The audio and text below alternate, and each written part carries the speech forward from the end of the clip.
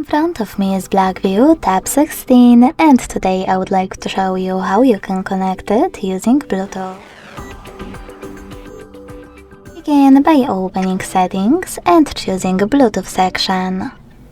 Then tap on this switcher next to Turn On under Bluetooth feature, and just wait for available devices to show up. When they do, click on the one that you wish to connect to.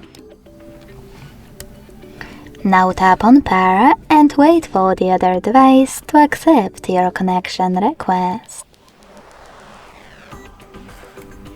As you can see, after a couple of seconds, my devices were successfully connected.